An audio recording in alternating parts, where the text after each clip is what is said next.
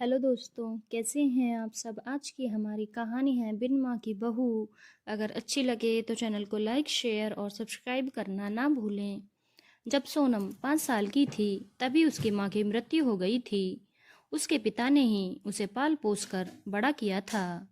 सोनम के पिताजी ने सोनम को अच्छे संस्कार देने की बहुत कोशिश की, लेकिन सोनम के अंदर उसके बावजूद भी बहुत सी कमियां थीं, जिसे सोनम के पिताजी रामनाथ जी नज़रअंदाज नहीं कर पाते थे। वह बिना कुछ सोचे समझे ही बोल देती थी। जैसे ही सोनम की उम्र शादी की हुई, सोनम के पिताजी रामनाथ जी अपनी बेटी के लिए लड़के देखने लगे। हर पिता की तरह सोनम के पिता भी उसकी शादी करवाना चाहते थे। एक दिन रामनाथ जी के रिश्ते की बहन उनके घर आई। रामनाथ जी ने अपनी बहन माया को सोनम के फोटो दिखा दिए और कहा, माया बहन, मेरी बेटी इतनी सुंदर और गुणवान है, इसके लिए कोई अच्छा लड़का बताओ। माया जी कहती हैं, भैया मैंने आपकी बेटी के लिए इतने अच्छे अच्छे रिश्ते बताए हैं, लेकिन आपकी बेटी बिन माँ के पली बड़ी है। जैसे ही लड़के वालों को यह बताती हूँ तो वह शादी करने से मना कर देते हैं। भैया अब तुम ही बताओ, मैं लड़का कहाँ से लाऊं। रामनाथ जी कहते हैं, बहन माया एक बात बताओ, जिन लड़कियों के माँ नहीं होती, क्या उनकी शादी नहीं होती। माया कहती हैं, ठीक है भैया, मैं किसी से बात करके एक अच्छे लड़के की तलाश करती हूँ और आपको फ़ोन करके बता दूंगी। थोड़े दिन बाद माया जी रामनाथ जी के घर अपनी जेठानी की बहन के बेटे का रिश्ता लेकर रामनाथ जी के घर आती है, जिनका नाम शोभा जी होता है। शोभा जी का एक बेटा था जिसका नाम था मोहित। पहली नज़र में ही मोहित रामनाथ जी को अपनी बेटी सोनम के लिए भा जाता है।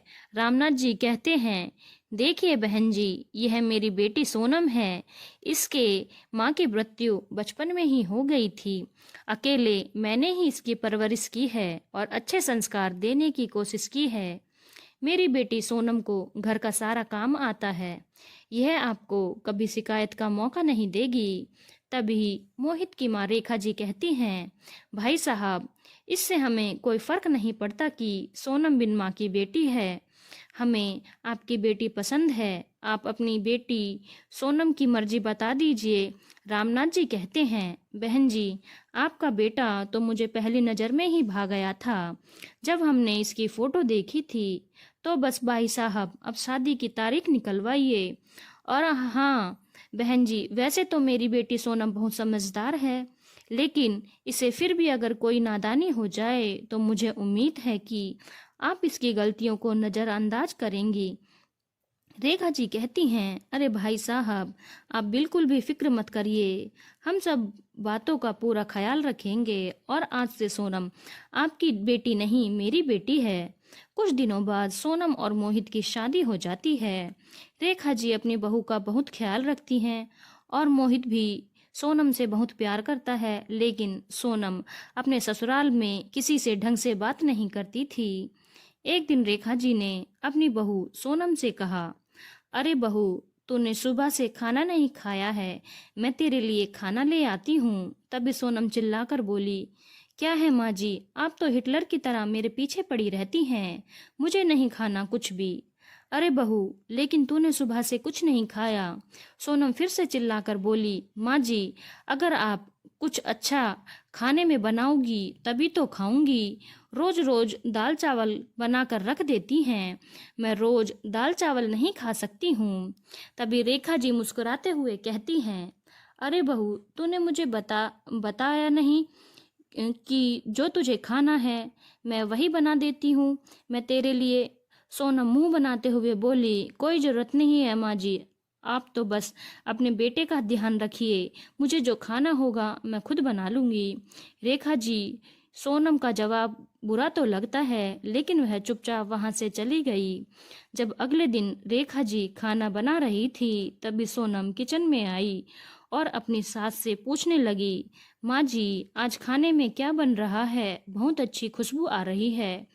रेखा जी खुश होते हुए बोली, बहू, मैं आज बहुत अच्छी अच्छी चीज़ें बना रही हूँ, कढ़ी चावल, शाही पनीर की सब्जी और मूंग दाल का हलवा। सोनम बोली, माँ कोई मेहमान आ रहा है क्या घर पर, जो इतना कुछ बना रही हैं आप? अरे नहीं सोनम बहू, कोई मेहमान आएगा तभी घर में अच्छा खाना बनेगा क्या? यह सब तो मैं तुम्हारे लिए ही बना रही हूँ। तू नहीं तो कल कहा था कि तू रोज दाल चावल नहीं खा सकती। सोनम मुंह पिचकाते हुए बोली, माँ जी आज तो आप मुझे इतना सारा खिला देंगी, लेकिन कल फिर से वही बोरिंग दाल खानी पड़ेगी। इसलिए अच्छी सास बनने का ड्रामा बंद करिए। आप इस तरीके से रेखा जी अपनी बहू के लिए कुछ भी करती, लेकिन उसकी बहू उल्टा ही जवाब देती। लेकिन रेखा जी अपनी बहू की किसी भी बात का बुरा नहीं मानती। एक दिन सोनम अपने पति मोहित के कपड़ों पर प्रेस कर रही थी। तभी रेखा जी बोली, बहू यह कैसी प्रेस कर रही है? सिल्वर तो निकल ही नहीं रही है शर्ट की। सोनम प्रेस को एक तरफ फेंकते हुए बोली, तो माँ जी आप ही बता दो कैसे प्रेस करूँ? एक तो आप हर वक्त मेरे सर पर खड़ी रहती हो, हर काम में टोका टाकी करती हो। मेरे पापा ने भी कभी ऐसा नहीं किया मेरे साथ। तभी पीछे से मोहित आ जाता है और सोनम को अपनी माँ से इस तरह से बात करते हुए सुन लेता है तो मोहित को बहुत गुस्सा आता है। वह गुस्से में सोनम से कहता है, सोनम यह क्या तरीका है माँ से बात करने का?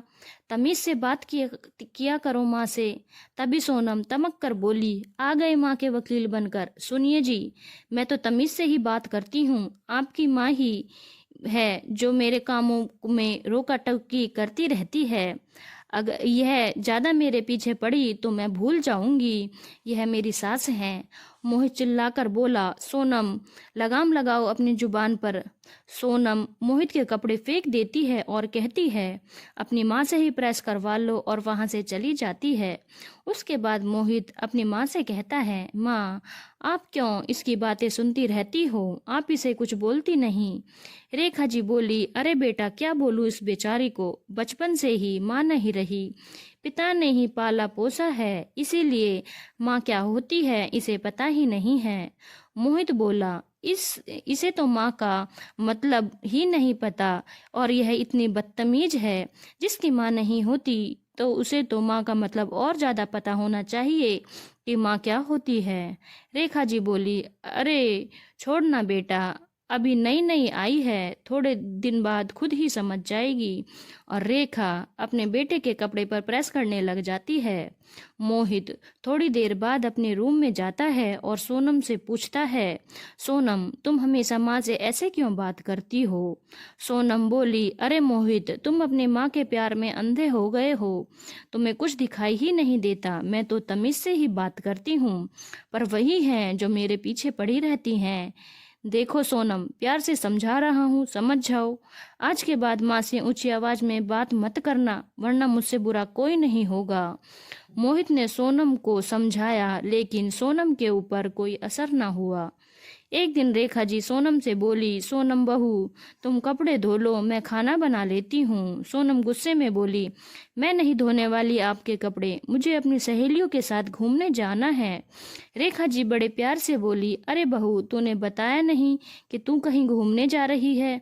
तभी सोनम बड़े गुस्से से बोली, माँ जी अब इस घर में हर काम मुझे आपसे पूछकर करना पड़ेगा क्या? इतना तो मेरे पिताजी भी नहीं रोका टाकी करते थे।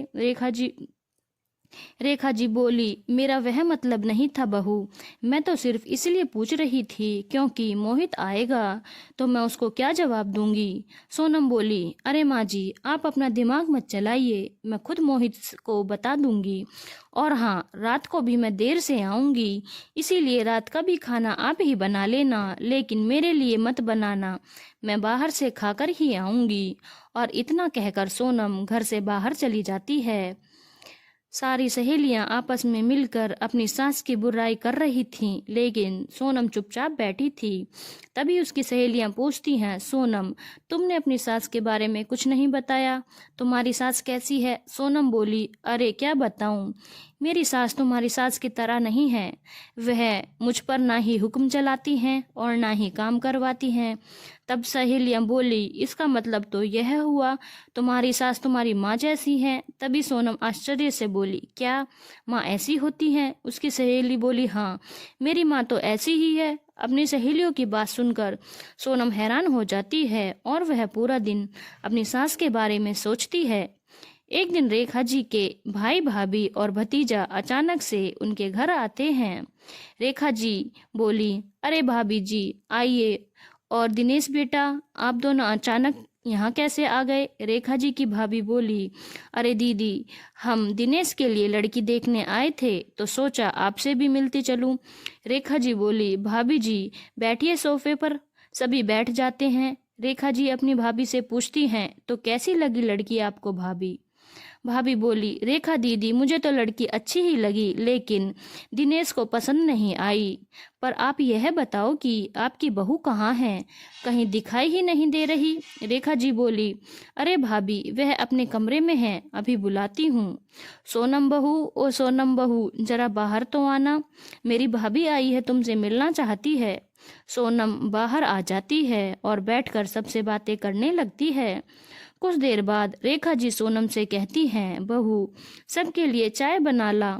तभी सोनम बोली, माँ जी मैं सुबह से काम कर रही हूँ, आप ही बना दीजिए सबके लिए चाय, और हाँ एक कप मेरे लिए भी बना देना, लौंग इलायची डालकर, बहुत थक गई हूँ। रेखा की भाभी सोनम की बात सुनकर हैरान हो जाती है और किचन में जाकर अपनी ननद रेखा से कहती है, देख लिया ना रेखा दीदी, मैंने तो आपसे पहले ही मना किया था कि बिन माँ की बेटी से मोहित की शादी मत करवाओ, लेकिन आप नहीं मानी। अब देखो कैसे सर पर चढ़कर नाच रही है। आपको चाय बनाने के लिए बोला, बिन माँ की बेटी के यही तो संस्कार होंगे, पर आपने तो हमारी एक न सुनी। रेखा जी बोली, भाभी सुनी तभी तो ले आई इसे अपने घर, ताकि इसे माँ का प्यार दे सकूं और यह समझाऊं कि माँ का प्यार क्या होता है। किचन के बाहर खड़ी सोनम अपनी सास की बातें सुन लेती है और मन में सोचती है, मेरी सास मुझे बेटी समझती है और मैं उसे कभी अपनी माँ नहीं समझ पाई। शर्म आनी चाहिए मुझे अपने बर्ताव पर। सोनम जाकर रेखा जी के गले लग जाती है और कहती है कि माँ जी मुझे माफ़ कर दीजिए, मैं आपको प्यार को समझ नहीं पाई, पर मुझे अपनी गलती पर पछतावा है। और दोनों सास बहू एक दूसरे के गले लगकर रोने लगते हैं। धन्यवाद दोस्तों। अगर आपको कहानी अच्छी लगी हो तो चैनल को लाइक, शेयर और सब्सक्राइब करना ना भूलें।